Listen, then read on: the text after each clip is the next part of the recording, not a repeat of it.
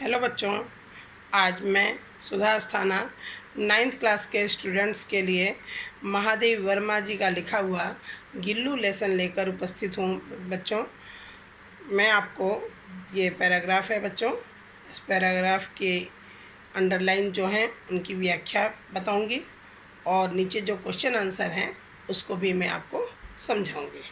आप इसे अच्छे प्रकार से समझिएगा। सोनजूही में आज एक पीली कली लगी है। उसे देखकर अनायास ही उस छोटे जीव का स्मरण हो आया जो इस लता की सघन हरितिमा में छिपकर बैठता था और फिर मेरे निकट पहुँचते ही कंधे पर कूदकर मुझे चौंका देता था।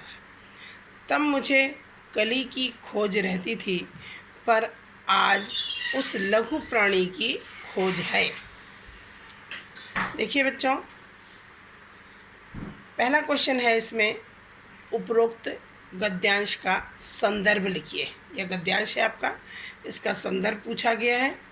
आप क्या लिखेंगे बच्चों कि प्रस्तुत गद्यांश हमारी पाठ्यपुस्तक के गद्य खंड में संकलित पाठ गिल्लू शीर्षक से लिया गया है। शीर्षक क्या है? गिल्लू।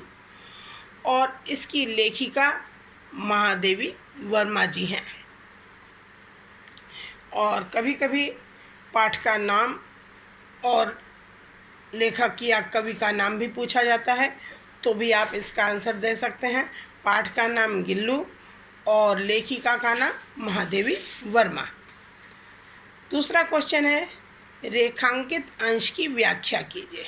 रेखांकित अंश है बेटा जो इस लता की सघन हरितिमा में छिपकर बैठता था और फिर मेरे निकट पहुँचते ही कंधे पर कूदकर मुझे चौंका देता था। तब मुझे कली की खोज रहती थी, पर आज उस लघु प्राणी की खोज है। देखिए इसकी व्याख्या कि सोनजूही पर खिली पीली कली को देखकर लेखिका को अचानक गिल्लू की याद आ जाती है जो इस लता की घनी हरियाली के बीच छिपकर बैठ जाया करता था और लेखिका के पास पहुंचने पर एकदम सामने कूदकर उन्हें चौंका दिया करता था। लेखिका ने उसे मरणासन्न अवस्था में प्राप्त किया था और यत्नपूर्वक देखभाल से जब वह स्वस्थ हो गया, तब लेखिका के सामने उन्हें चौंकाने के खेल खेला करता था। लेखिका ने इसी सोनजूही के नीचे उसे समाधि दी थी।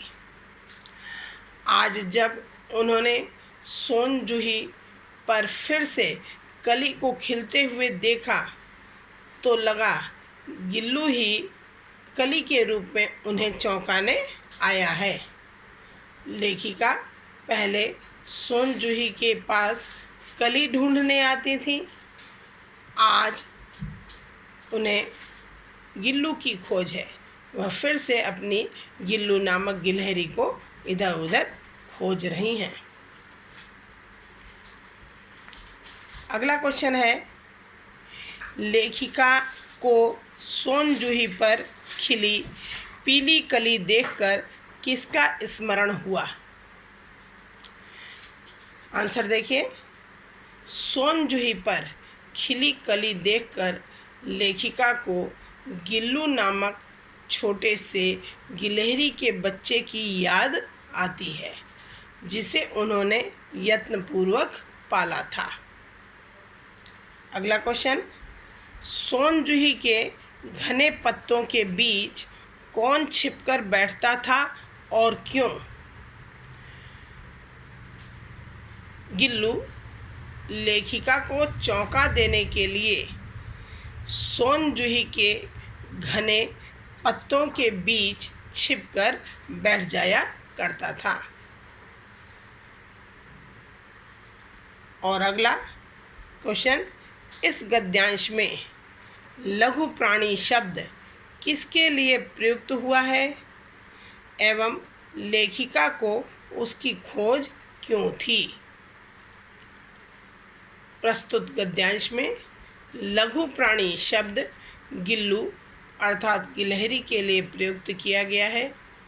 लेखिका को सोन जूही के पौधे के पास ही गिल्लू मिला था। इसी के नीचे उन्होंने उसकी समाधि स्थापित की थी।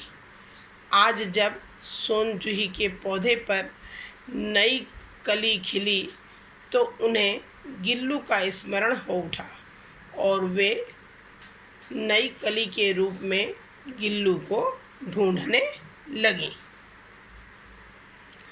अब बच्चों एक पैराग्राफ और देखिए, आपको इससे अच्छी तरह समझ में आएगा। बेटा देखिए, गिलहरियों के जीवन की अवधि 2 वर्ष से अधिक नहीं होती, अतः गिल्लू की जीवन यात्रा का अंत आ ही गया। दिन भर उसने न कुछ खाया और न बाहर गया। रात में अंत की यातना में भी वह अपने झूले से उतरकर मेरे बिस्तर पर आया और ठंडे पंजों से मेरी वही उंगली पकड़कर हाथ से चिपक गया जिसे उसने अपने बचपन की मरणासन्न स्थिति में पकड़ा था। पहला क्वेश्चन वही है, उपरोक्त गद्यांश का संदर्भ लिखिए।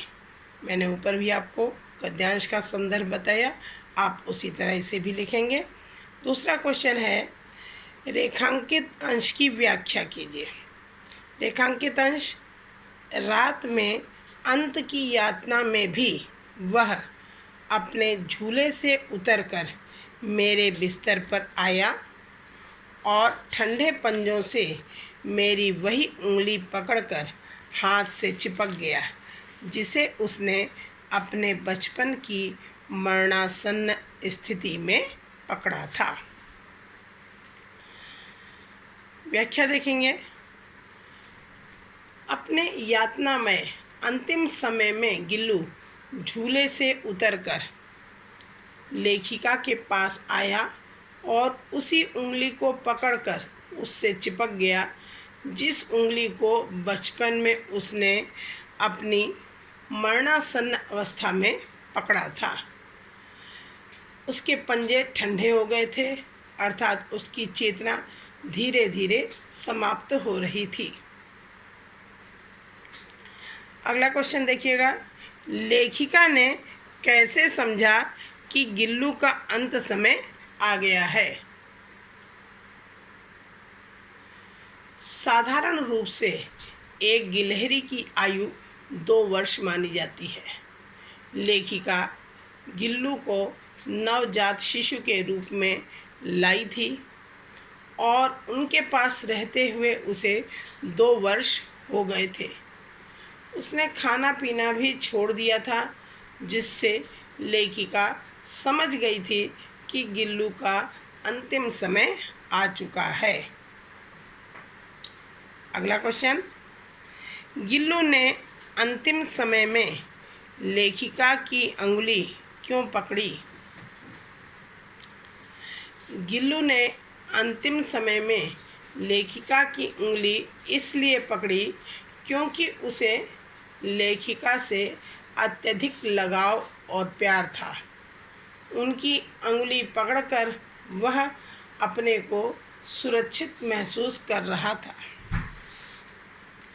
और लास्ट क्वेश्चन है, अंतिम समय में गिल्लू के क्रियाकलापों का संक्षिप्त वर्णन कीजिए।